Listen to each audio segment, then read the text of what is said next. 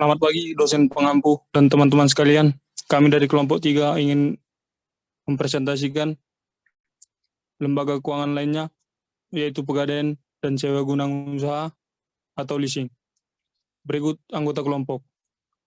Saya sendiri Denis Lapaldi Pasaribu, NIM 2022142209. Kemudian Billy Eben Gideo, NIM 202142210. Kemudian Clarissa Rosmauli Pakpaan dengan NIM 202214212. Kemudian Amelia Trice Nawaho dengan NIM 202214215. Kemudian Zainal Buyung dengan NIM 202214216. Kemudian Neni Sundari dengan NIM 202214220. Next.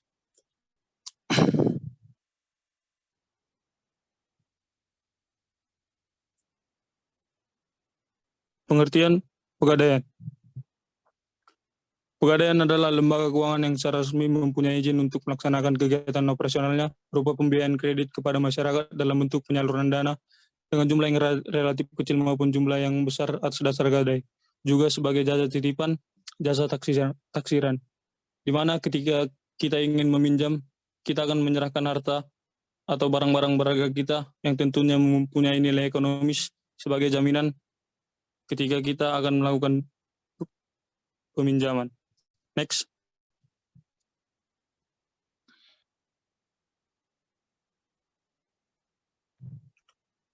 Sejarah Pegadaian.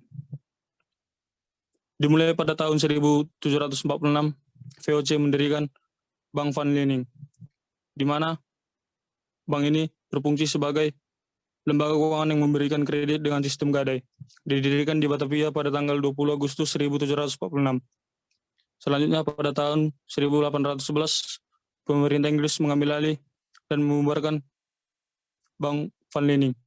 Ini bertujuan agar masyarakat diberikan keleluasan untuk mendirikan usaha pegadaian. Selanjutnya, pada tahun 1901, Pegadaian negara pertama didirikan di Sukabumi, Jawa Barat, pada tanggal 1 April 1901. Ini dikenal juga sebagai hari ulang tahun Pegadaian. Kemudian pada tahun 1905, Pegadaian berbentuk lembaga resmi jawatan. Ini terjadi pada masa pemerintahan Jepang, di mana pada saat itu Pegadaian dipimpin oleh orang Jepang yang bernama Ono-san, dan wakilnya merupakan orang pribumi yang bernama M. Subari. Kemudian pada tahun 1961, bentuk badan hukum berubah dari jawatan menjadi PN atau perusahaan negara, di mana pasca Perang Kemerdekaan, Pegadaian dikelola oleh pemerintah Indonesia dan sudah mengalami beberapa kali perubahan status badan hukum. Pada tahun 1969, bentuk badan hukum dari perusahaan negara berubah menjadi Perjan, berdasarkan peraturan pemerintah nomor 7 tahun 1969. Kemudian pada tahun 1990, bentuk badan hukum berubah dari Perjan menjadi Perum atau perusahaan umum, berdasarkan peraturan pemerintah nomor 10 tahun 1990 yang diperbarui peraturan pemerintah nomor 103 tahun 2000. Kemudian pada tahun 2012, bentuk badan hukum berubah dari perusahaan umum menjadi persero atau perusahaan perseroan, berdasarkan peraturan pemerintah tahun 51 tahun berdasarkan peraturan pemerintah nomor 51 tahun 2011 tanggal 13 Desember. Selanjutnya pada tahun 2021, bentuk badan hukum berubah dari persero menjadi perseroan terbatas, berdasarkan peraturan pemerintah nomor 73 tahun 2021. Next.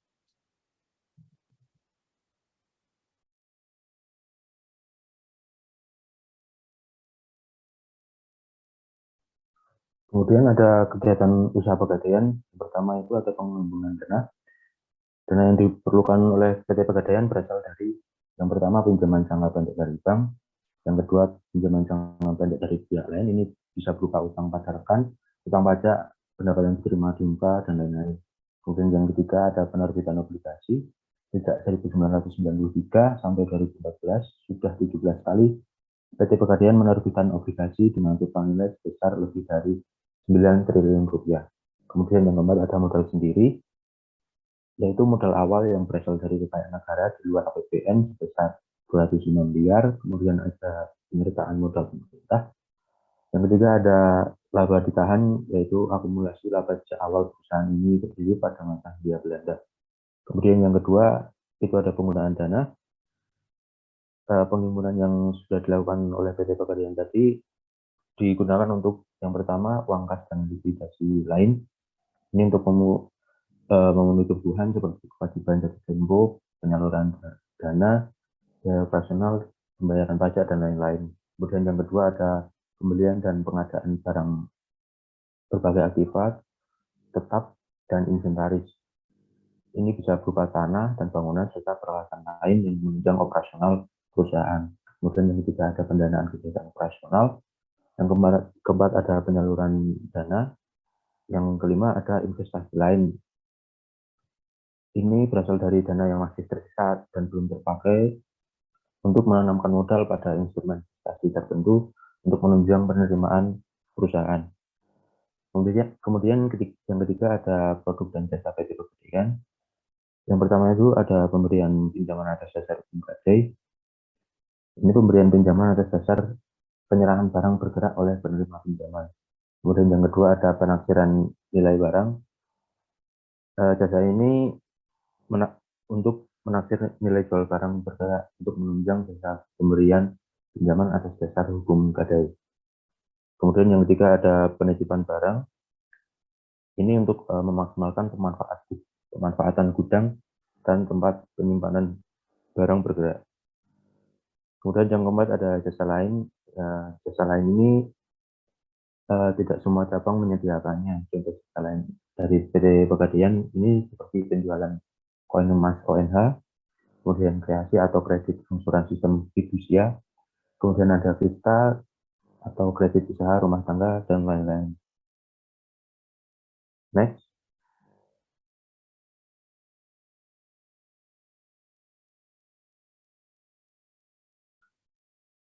Kemudian ada bendungan usaha Pegadaian.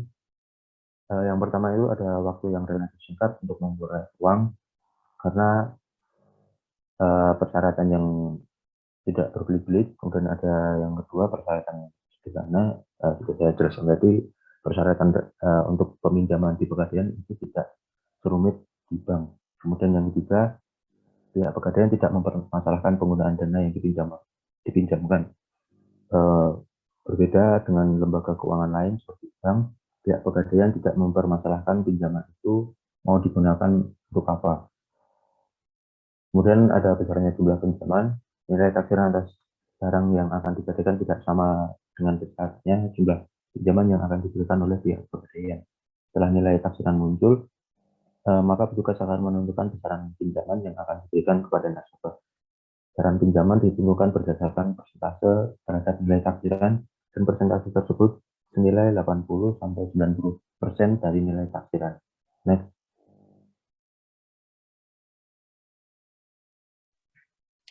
Selanjutnya adalah barang pinjaman.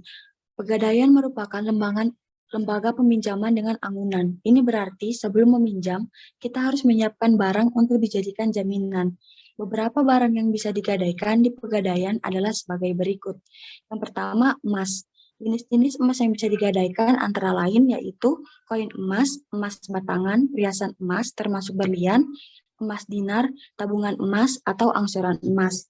Yang kedua yaitu barang elektronik, seperti televisi, ponsel, kulkas, laptop, atau komputer, dan kamera. Nilai gadai dari barang elektronik tergantung kondisi barang tersebut.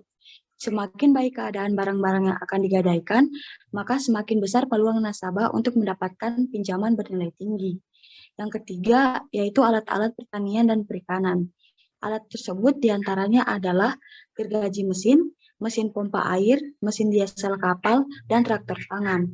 Namun, alat-alat tersebut sebaiknya sudah tidak dipergunakan lagi oleh orang yang menggadaikannya. Yang keempat, kendaraan. Kendaraan yang bisa digadaikan dilihat dari jenis spesifikasi dan masa produksinya. Yang kelima, sertifikat. Sertifikat yang bisa digadaikan adalah sertifikat tanah dan sertifikat rumah.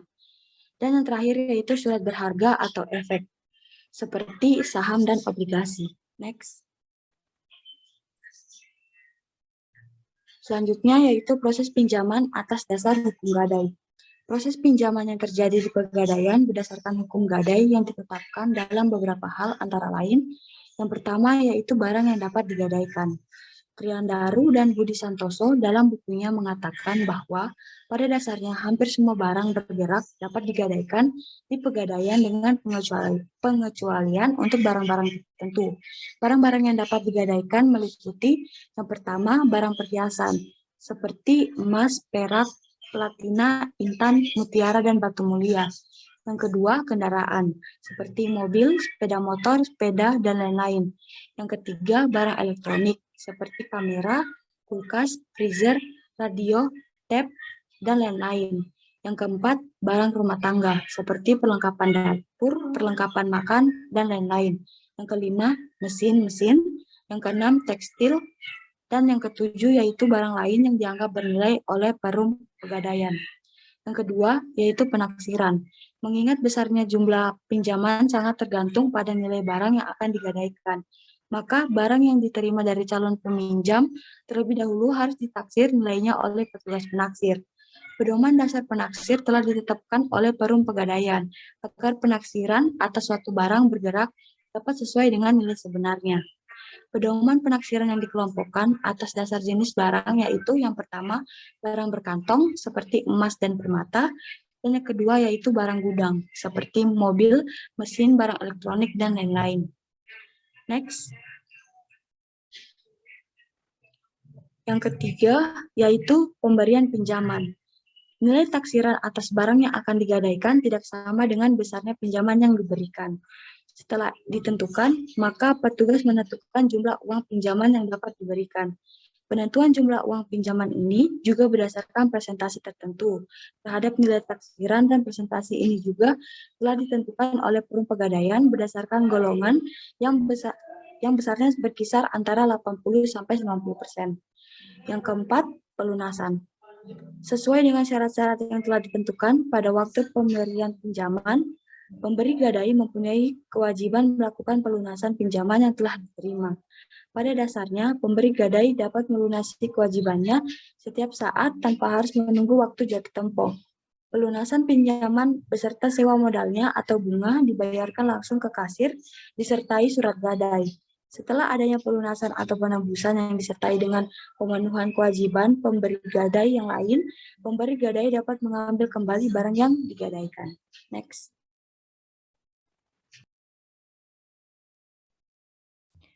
Selanjutnya adalah sewa guna usaha atau leasing. Sewa guna usaha merupakan segala kegiatan pembiayaan perusahaan dalam bentuk penyediaan barang-barang modal yang penggunaannya diserahkan pada suatu perusahaan melalui pembayaran secara berkala dalam jangka waktu tertentu. Dalam pengertian sewa guna usaha menurut keputusan Menteri Keuangan, sewa guna usaha adalah kegiatan pembiayaan dalam bentuk penyediaan barang modal baik secara guna usaha dengan hak opsi maupun sewa guna usaha tanpa hak opsi untuk digunakan oleh lisi selama jangka waktu tertentu berdasarkan pembayaran secara berkala. Finance lease adalah kegiatan sewa guna usaha di mana lisi pada akhir masa kontrak mempunyai hak opsi untuk membeli objek sewa guna usaha berdasarkan nilai sisa yang disepakati. Kemudian pihak-pihak yang terlibat. Ada 4 pihak yang terlibat dalam sewa guna usaha. Yang pertama, lessor, merupakan perusahaan leasing atau pihak yang memberikan jasa pembiayaan kepada pihak lisi dalam bentuk barang modal. Yang kedua, lisi, merupakan perusahaan atau pihak yang memperoleh pembiayaan dalam bentuk barang modal dari lessor. Yang ketiga adalah supplier, merupakan perusahaan atau pihak yang mengadakan atau menyediakan barang untuk dijual kepada lisi dengan pembayaran secara tunai oleh lessor. Dan yang keempat adalah bank, Dalam suatu perjanjian atau kontrak leasing, pihak bank atau kreditor tidak terlibat secara langsung dalam kontrak tersebut. Namun pihak bank memegang peranan dalam hal penyediaan dana kepada lessor, terutama dalam mekanisme leverage lease di mana sumber dana pembiayaan lessor diperoleh melalui kredit bank. Pihak supplier dalam hal ini tidak tertutup kemungkinan menerima kredit dari bank untuk memperoleh barang-barang yang nantinya akan dijual sebagai objek leasing kepada lessee atau lessor. Lalu keuntungan leasing. Yang pertama, fleksibel. Dikatakan fleksibel karena bagian struktur kontrak yang terdapat dalam leasing bisa disesuaikan dengan keperluan lessee, sehingga jangka waktu lease serta nominal biaya yang harus dikeluarkan bisa disesuaikan dengan kondisi keuangan yang dimiliki oleh nasabah. Yang kedua, pembiayaan penuh. Transaksi yang sering dilakukan tanpa perlu uang muka dan pembiayaannya dapat diberikan 100% dan membantu cash flow bagi perusahaan yang baru berdiri ataupun perusahaan yang mulai berkembang. 3. Capital saving. Pihak lembaga biasanya akan memberikan pembiayaan sebanyak 100% untuk nasabah, sehingga lessee bisa menggunakan dananya untuk kebutuhan yang lain demi meningkatkan produktivitas perusahaan. Yang keempat, pelayanan yang cepat. Pada umumnya, prosedur pembiayaan akan memerlukan waktu yang terbilang cepat, dimulai dari sistem pengajuan sampai realisasinya. Dengan adanya kemudahan ini, maka akan mampu meningkatkan efisiensi waktu untuk kegiatan perusahaan sehingga bisa lebih produktif lagi. Yang kelima, terhindar dari inflasi. Dalam kegiatan leasing, para nasabah bisa menghindari kerugian karena inflasi, karena pembayaran akan dilakukan sesuai dengan ketentuan dan kesepakatan. Yang keenam, dilindungi hukum. Pihak lessor dan pihak lessee akan memperoleh kepastian hukum karena adanya peraturan yang tidak bisa dibatalkan walau sedang mengalami kondisi finansial yang berubah-ubah. Dan yang ketujuh, off balance sheet. Kondisi rasio keuangan perusahaan lessee karena transaksi leasing tersebut tidak akan terlihat dalam neraca lessee sebagai komponen utang. Next.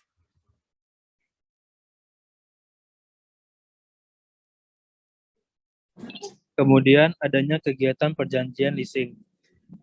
Perjanjian sewa guna usaha adalah perjanjian yang diadakan oleh lessor dan leasing yang dilakukan secara tertulis dalam bentuk perjanjian standar dan isi perjanjian tersebut ditentukan oleh jenis dari leasing itu sendiri.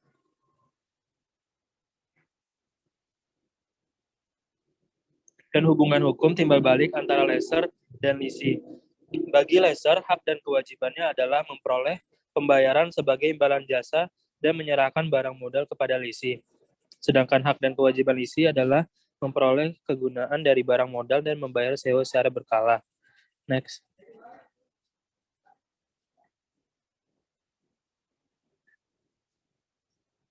Kemudian ada hal-hal penting dalam perjanjian leasing. Pertama, jenis transaksi sewa guna usaha. Kedua, nama dan alamat masing-masing pihak. Ketiga, nama jenis, tipe, dan lokasi penggunaan barang modal. Keempat, masa sewa guna usaha. Kelima, opsi bagi leasing dalam hal transaksi sewa guna usaha. Kemudian, keenam ada tanggung jawab.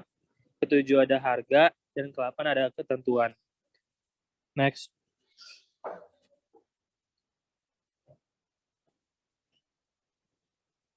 Kemudian ada perjanjian leasing. Perjanjian leasing ada 4. Pertama, konsensual. Konsensual yaitu perjanjian yang terjadi apabila para pihak-pihak tercapai kata sepakat dan kata sepakat itu mengenai barang-barang modal dan harganya. Kedua ada formal. Formal yaitu perjanjian yang didapat atas dasar persetujuan antara para pihak yang didasarkan pada kata sepakat yang dinyatakan dengan suatu akte tertulis. Kemudian ada kekuatan. Kekuatan mengikat dari perjanjian sewa guna usaha, yaitu perjanjian sewa guna usaha yang dibuat oleh lessor dan leasing secara sah, berlaku seperti undang-undang dan mengikat mereka. Kemudian ada atas kepribadian dari perjanjian sewa guna usaha. Dalam hal ini mengandung hak dan kewajiban leasing dan lessor yang sudah saya jelaskan sebelumnya. Kemudian ada proses terjadinya leasing. Pertama ada tahap prakontraktual dan tahap kontraktual. Tahap kontraktual ini ada pertama negosiasi yang merupakan langkah awal terjadinya antara calon leasing dan supplier. Kemudian ada konfirmasi yang merupakan langkah lebih lanjut setelah pihak leasing dan supplier sepakat mengenai barang objek sewa usaha dan harganya. Kemudian adanya evaluasi kelayakan, tahap pemeriksaan formulir permohonan, kelengkapan persyaratan, pengamatan secara langsung akan usaha dari lisi tersebut. Kemudian ada keputusan yang merupakan tahap di mana pihak lessor memberikan penilaian apakah fasilitas sewa guna usaha dapat diberikan atau tidak kepada calon lisi. Kemudian ada tahap kontraktual. Tahap kontraktual ini merupakan rangkaian kegiatan penandatanganan perjanjian oleh pihak calon lisi dengan pihak lessor. Next.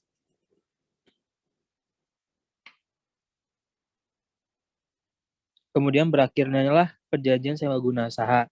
Pada perjanjian sewa guna usaha dapat berakhir karena 3 hal. Pertama, kesepakatan. Perjanjian dapat diakhiri kapan saja apabila para pihak telah sepakat jika lisi menggunakan hak opsinya, yaitu mengembalikan barang modal kepada lessor atau lisi membeli barang modal tersebut. Kedua, ada one prestasi atau breach of contract, yang dimana salah satu pihak tidak melaksanakan prestasinya sesuai dengan kontrak. Dan yang terakhir adalah force majeure, yaitu timbul suatu keadaan di luar kesalahan para pihak sehingga perjanjian berakhir. Selanjutnya yaitu ada jenis-jenis perusahaan leasing. Di sini ada 5 jenis-jenis. Yang pertama itu ada capital lease atau pembiayaan modal. Jenis leasing ini biasanya dilakukan oleh perusahaan yang berasal dari lembaga keuangan. Jenis leasing ini pihak lessee akan memerlukan barang dengan kriteria tertentu, kemudian akan berunding dengan supplier terkait harga dan hal-hal lainnya. Kemudian pihak lessor akan membayar ke supplier untuk membiayai alat yang diminta oleh si pihak lessee atau penyewa. Nanti pihak lessee akan membayar dengan cara mengangsur sesuai dengan kesepakatan yang telah dibuat. Jadi lessor akan mendapat keuntungan dari si pihak penyewa dalam bentuk pembayaran secara berkala dalam waktu tertentu sesuai dengan kesepakatan bersama. Nah, dalam capital lease ini ada 2 jenis. Yang pertama ada finance lease langsung. Jenis ini si pihak penyewa akan meminta kepada lessor untuk membeli alat modal tertentu. Kemudian yang kedua itu ada sell and lease back. Jenis ini si pihak lessee akan menjual aktivanya kepada lessor karena membutuhkan dana segar. Kemudian yang kedua itu ada operating lease.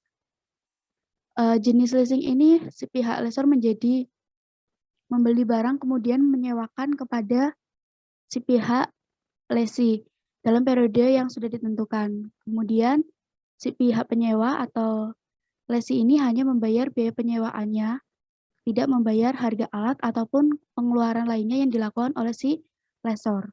Kemudian yang ketiga itu ada sales type lease. Jenis ini pada umumnya dilakukan oleh perusahaan industri yang menghasilkan produk, kemudian dijual kembali barang tersebut dari hasil produksinya. Dalam jenis leasing ini terdapat 2 pendapatan yang diakui, yaitu ada pendapatan transaksi dari hasil penjualan barang dan pendapatan dari bunga atau pembelanjaan atau pengeluaran selama jangka waktu lease. Kemudian yang keempat itu ada leverage lease. Jenis leasing ini melibatkan pihak ketiga atau penyedia kredit. Pihak lessor tidak membayar alat yang dijadikan leasing secara keseluruhan, tapi hanya membayar 20-40% dari harga tersebut. Kemudian sisanya akan dibayarkan oleh pihak ketiga yaitu penyedia kredit. Dan yang kelima itu ada cross border lease. Jenis leasing ini dilakukan antar negara. Jadi pihak lessor dan pihak lessee ini tidak berada dalam satu negara yang sama, tetapi dari 2 negara yang berbeda. Jenis barang yang diperjualbelikan juga memiliki nilai tinggi dan mahal. Misalnya itu dalam leasing internasional pada industri tongkang kapal, pesawat penerbangan komersial, peralatan infrastruktur, atau alutsitas negara. Next. Kemudian ada studi kasus. Kelompok kami ini mengambil perusahaan yang bergerak dalam usaha leasing yaitu PT Adira Finance.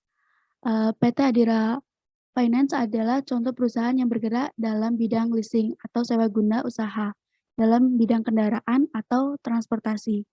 Dibangun dengan kesungguhan tekad untuk menjadi perusahaan terbaik dan terpercaya di sektor pembiayaan konsumen di bidang otomotif. PT Adira Dinamika Multifinance, TBK atau Adira Finance atau perusahaan yang didirikan sejak tahun 1990 telah menjadi salah satu perusahaan pembiayaan terbesar untuk berbagai merek otomotif di Indonesia berdasarkan jumlah konsumennya. Adira Finance merupakan salah satu perusahaan leasing yang bergerak dalam bidang pembiayaan otomotif. Terdapat beberapa hambatan yang dihadapi oleh Adira Finance dalam berkecimpung di dunia leasing. Di antaranya yaitu ada regulasi yang belum mengakomodasi transaksi dalam kegiatan leasing yang mengakibatkan pajak berganda atau double taxation. Selain itu, masalah khusus yang dihadapi oleh pembisnis pembiayaan otomotif adalah bahwa perusahaan tidak bisa serta-merta menyita kendaraan karena cicilan atau kreditnya yang macet dengan alasan para konsumen memilih hak perlindungan konsumen yang mengatakan bahwa berhak menyita barang atau kendaraan adalah itu pengadilan. Next.